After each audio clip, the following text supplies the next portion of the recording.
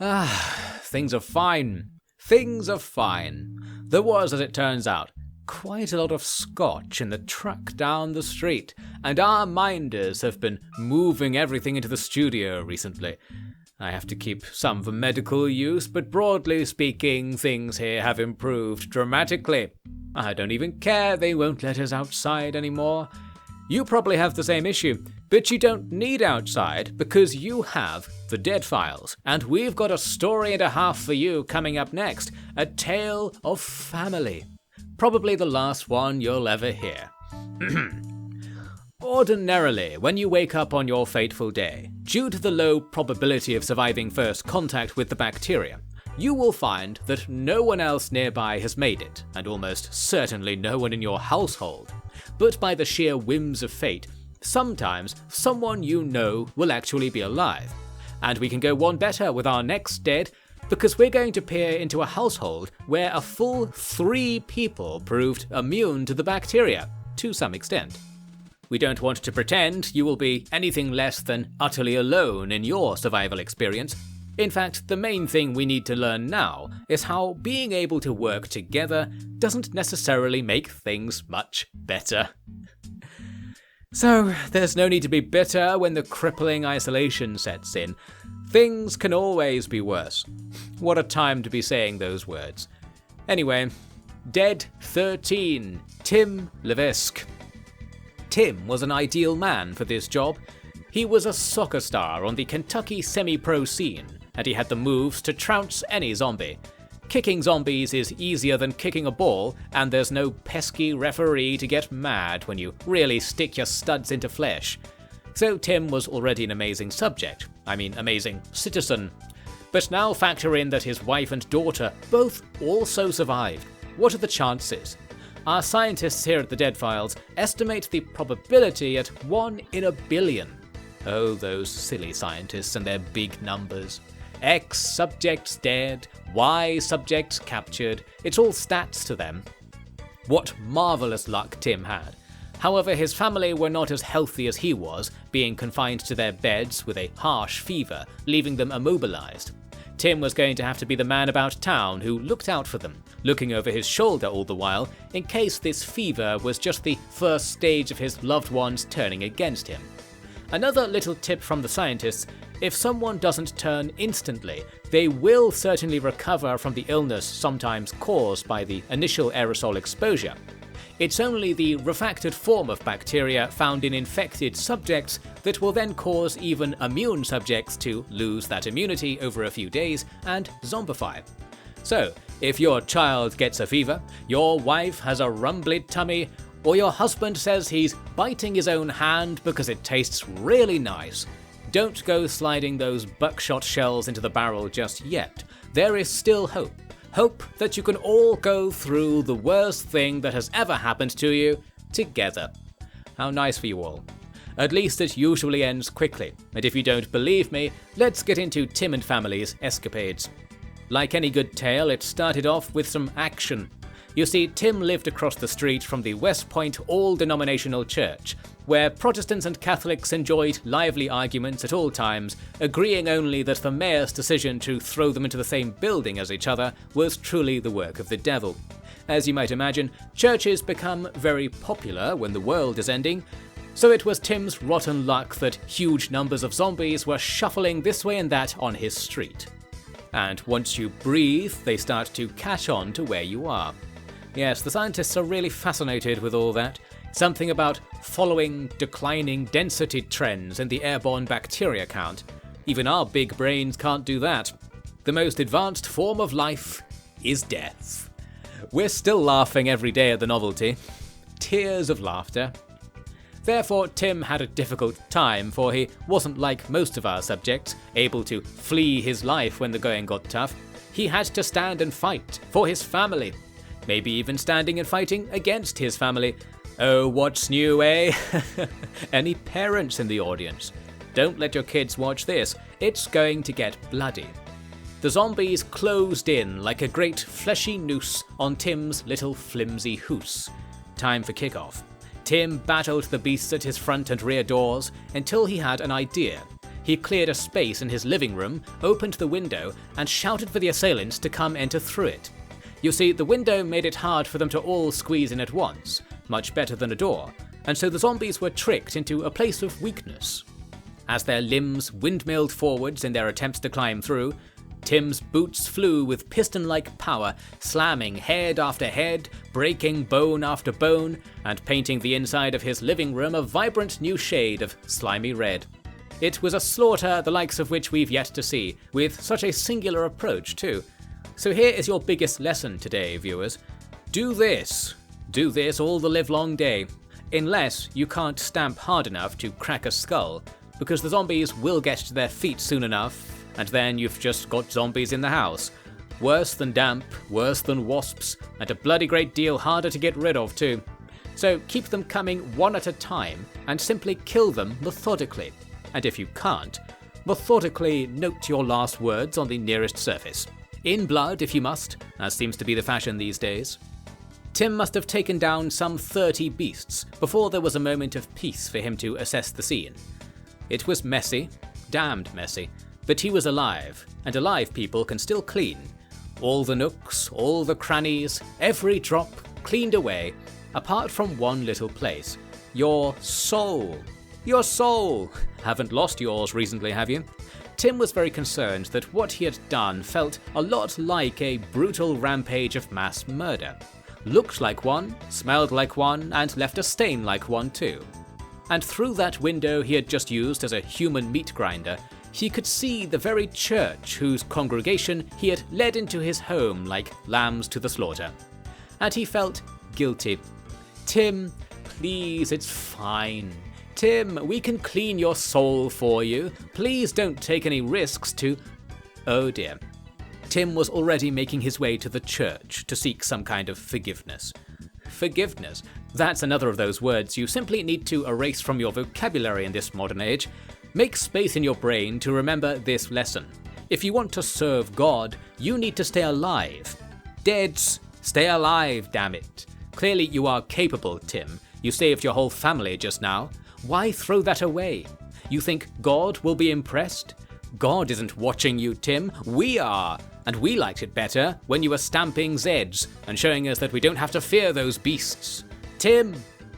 Tim! Another scotch before we continue. Right, I'm back. God, church, yes, good try, Tim. There are those who say that all which has transpired was in fact the doing of the very God Tim was now asking for help. But I say humbug to you all, for you give humanity too little credit. We are perfectly capable of destroying ourselves, thank you very much. Although it seems God is at least approving enough of this course of events to not intervene, even when you risk your life to go to church in these difficult times. Looks like whatever God rules this new bacteria species is in the pilot's seat for this planet now, as that guy blesses his subjects left, right and centre.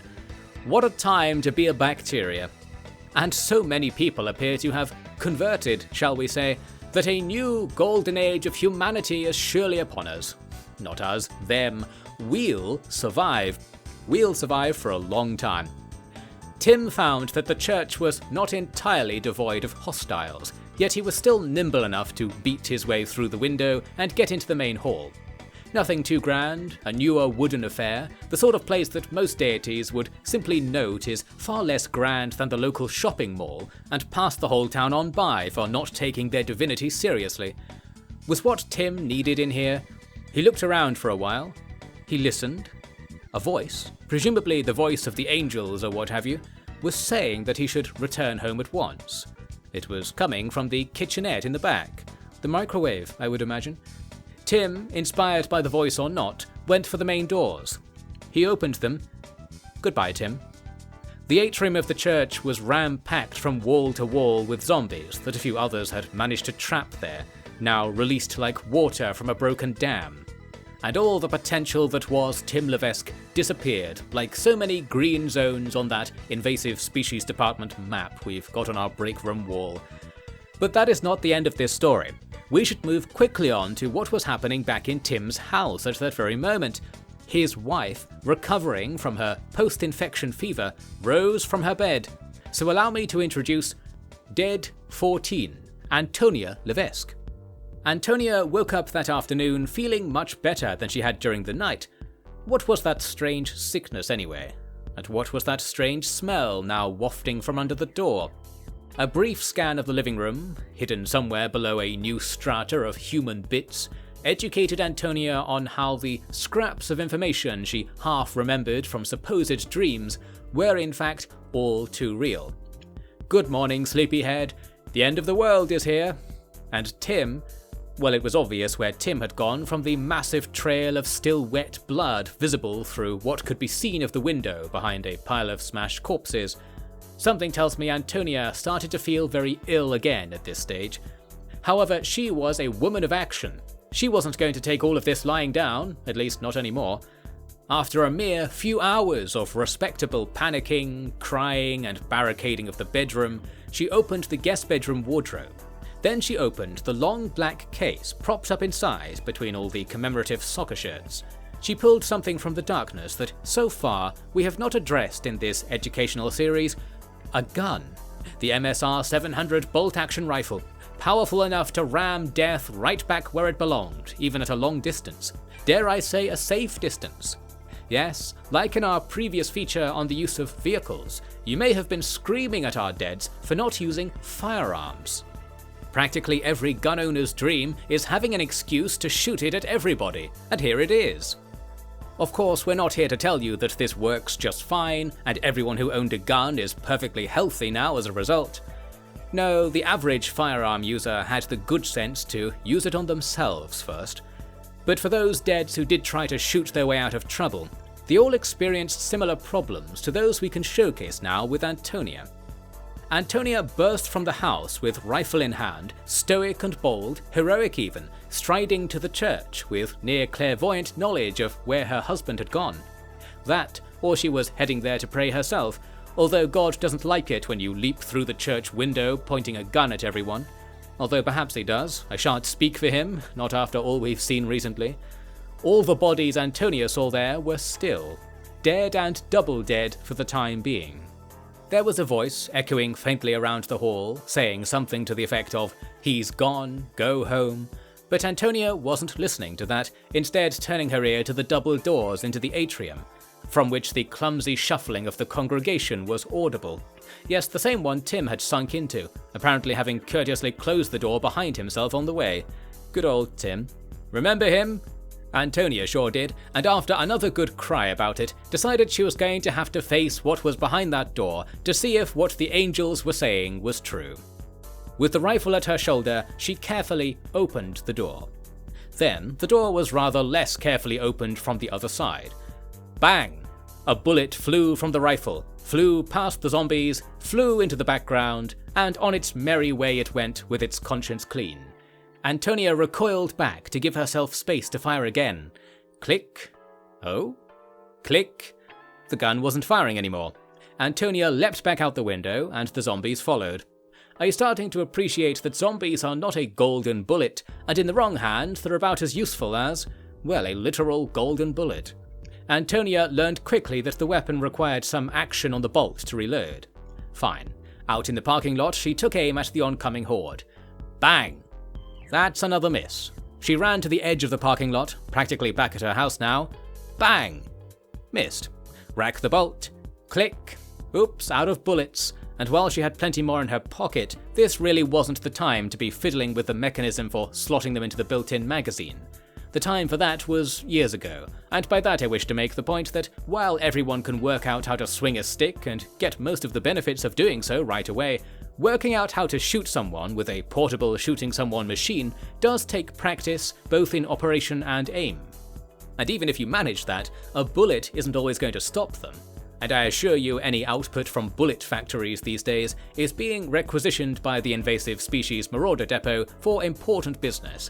So you're not going to be able to replenish your stock once you realise there are far more monsters than bullets in your town. And all this is to ignore the number one reason why we recommend against a gunpowder solution, and that is the one Antonia was struck by at this very moment. Guns go bang loudly. Zombies think loud sounds are caused by things they can eat, because generally they are. Clever zombies Silly Antonia. Actually, I won't call her all that silly because she did notice her mistake. As she was heading home, she realized that every zombie in West Point seemed to be walking straight towards her, and she remembered that her daughter was in that house. After a moment's pause, she took a noble path. Waving for the zombies to follow her, she turned and darted through the crowd gathering beside the church, dashing out east towards the edge of town. The hungry customers dutifully followed the smell of desperation and gunshot residue, sparing the Levesque residents from a second deluge of the dead. Antonia was a hero. Admittedly, it was her who created the problem she was heroically solving, but as ever, we like to make light of things here on the Dead Files. Want to make yourself useful? Make loud sounds and draw zombies away from the roads or something. That was what Dead 2 Wayne Michaud did, if you recall, and it was his work that led to Nolan Hodges still being alive even today in Muldrar. At least, we think he is. Antonia now had a curious second wind in her story, because even though she had been driven from her home and family, she almost bounced back into a Nolan-esque success story. Her flight from the beasts carried on into the darkness of night. She threaded the forests and suburbs on the southern edge of town, and managed to lose her immediate pursuers. I won't say she lost them entirely because of course the zombies always have an inkling of your location if you're immune, due to those wild air pressure gradients that we simple folk need not understand. Don't forget, there is no escape. Or more accurately, your sense of safety is only temporary. You actually can run, and you can hide. It is only that it doesn't do you any good in the end. If you want proof of that, we need look no further than the final portion of Antonia's Dead File. Antonia found herself crossing the wastelands on the eastern end of town, coming up to a glorious sight at dawn, American Tire. "Bring me your unwashed masses," it practically cried, its red, white and blue sign still gleaming as a beacon of enlightenment in a dark world. Yes, it was the out-of-town workshop that practiced the age-old art of fleecing stressed-out townies for vehicle repairs, and it was Antonia's personal castle. She broke in via the back door and found that no one had been inside at the time of times. At least it was quiet and she could be alone. She had done it. What was it, exactly? She had abandoned her family, run herself ragged, and taken refuge in a place that had no food, no bed, and frustratingly for a place like this, no vehicles. This was less of an achievement than some might have hoped, but let's give Antonia some applause for getting this far anyway. She took what rest she could, drinking from the water cooler in the back office, and for food, well, this is just... She found a dead rat and put it in the microwave for about half an hour. Somehow, the microwave said nothing to dissuade her, transfixed in fascination by the way she sat staring at the rotating rodent the entire time. Then... oh, Antonia. Somehow this is worse than seeing all the monsters eat humans. Antonia, needless to say, was pretty hardcore. In many ways, that would have made her a very hopeful dead, but I think having any hope for our deads is a grand way to set yourself up for disappointment. Hope, enemy of the happy. Better to go with the flow, flowing into the sewer as things may be. For Antonia, everything she would need to survive lay back in the town. She had plenty of work ahead of her, and a still-alive daughter left behind her. So, Antonia quit American Tire to head home during the day, wielding a wrench freshly looted from the scene of the vomit-inducing ratatouille. On the edge of town, she stole a solid chunk of sleep on the ancient seats within the old train car that West Point used as a welcome sign. There were rats here too, but they were spared. When she awoke, it was already getting dark. She was of the "it's better to move in the dark" camp, which we at the Dead Files recommend against. Night is one of the most dangerous times to move, with day being another. We'll let you know once we find a better time. Antonia took the roads home, curiously choosing to scrape a bit of stone on the ground here and there to leave a trail of arrows. I think she had taken it upon herself to lead other survivors in the direction of American Tire. She was a true leader of the downtrodden, and one can only imagine she was planning to feed the figurative 5,000 with only 2 mice, 3 cockroaches, and 1 microwave. But her plans to build an ark of civilization were cut cruelly short by the difficulties of travel in West Point. She was accosted at all times as she made her way back to the church. whose whitewashed steeple was a guiding beacon under the grey light of an ambivalent moon. Left and right, Antonia swung her wrench until the volume of blood on its steel handle let it slip away and fly from her grasp into some hedges. She kept pushing, dashing, and dodging all the stargazing pedestrians until, as is ever the case, she didn't. A cloud passed before the moon, and Antonia disappeared from view. She was never seen again, not by celestial body, nor by surveillance microwave. And of course not by her hard-edged daughter, who that very night awoke from her fever feeling revitalized and alive. Such is the power of immunity. It actually makes you healthier when you get infected. Symbiosis is the word the scientists throw around. What a wildly intoxicating word to delve into. But first we delve into one more dead file, and I think you know who it's going to be. Dead 15. Bernadine Levesque. Bernie didn't know how good she had it, as her parents had always chanted, and it was true. She woke up without the faintest clue what her parents had done for her. They were gone, for starters. The house was in ruins, the air hardly breathable thanks to the place being freshly furnished with flesh. Thanks, I guess. Bernie knew the deal. She was a plugged-in, streetwise youth, and recognized the end of the world when she saw it. She'd even wished for it a fair few times. Time to put your money where your mouth is, Bernie. And by that I mean your parents' money, because you are the lucky inheritor of their entire estate. Actually, the entire town. It's all yours. Despite this enormous windfall, Bernie slipped back into the master bedroom to cower and mumble for a while. A wise choice, because cowering and mumbling is not only a great method for dealing with all the stress you might ever reasonably feel being compressed down into a single moment, but it meant that she was able to safely wait for the cleansing light of day to come about before she took action. All the better to see how bad things really are. We watchers of the wretched know that Bernie's situation was not actually so bad, since Antonia had led all the zombies she'd drawn to the house on a mad chase through the town the night before. That meant all was still and quiet as Bernie wandered out of her room once more and quietly made herself some pasta. A brief search of the house confirmed her suspicion that her parents had bolted and taken the gun with them. Did she think they were coming back for her? I think a less cynical and more naive daughter might have held such pretensions. No, here's a lesson for you all. No one is coming for you. If anything, you're the one who'll be coming for them, to kill them when you turn into a zombie. So it's really not worth saving you, especially because your interactions with zombie kind happen to provide us with such marvelous lessons in life, and our scientists with reams of data on the development of hyper-immunity adaptations the bacteria trigger in deads exposed to great deals of bacterial samples and danger. It was something like that. It's all for a good cause, the good cause that is life.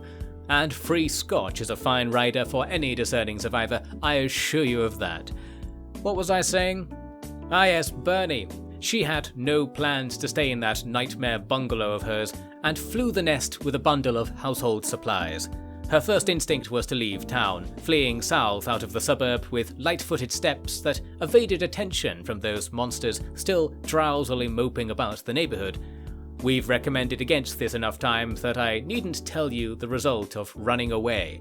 But let's give Bernie a break. She was young, she was leaving home for the first time. Isn't that a time in one's life when you're supposed to make mistakes and learn how the world really works? How it works is that the highway that rings West Point is so heavily infested with the undead, because of that bacterial corridor thing I blurted out a few parts ago, that actually leaving was incredibly hard. Bernie bounced off that danger once she saw it, heading east through some woods. She came to a railroad and began following it to the northeast, circumventing the town until she suddenly popped out at the very place her mother had recently spent the night, near the run-down train car moonlighting as a road sign beside a level crossing. And there, Bernie saw those arrows that Mama Antonia had scratched into the road. Being tired from a day's hiking, she decided to follow these arrows. It was obvious where they were pointing her to, the only business scummy enough to afford the mind-melting business rates in the premium wasteland lots by the Eastern Highway Junction, a place where tires could be a beacon of unity between millions of Americans. Remember when there were that many? So recent yet so easily forgotten, with everything that happened. So Bernie went to American Tire, that's my point. She was not happy with what she found. Even since the days of Antonia, that being 1 day prior, the place had fallen on hard times.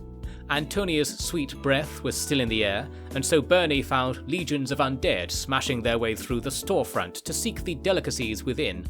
Therefore, Bernie quit any like-mother-like-child ambitions she might have had of hauling up in the workshop until help arrived.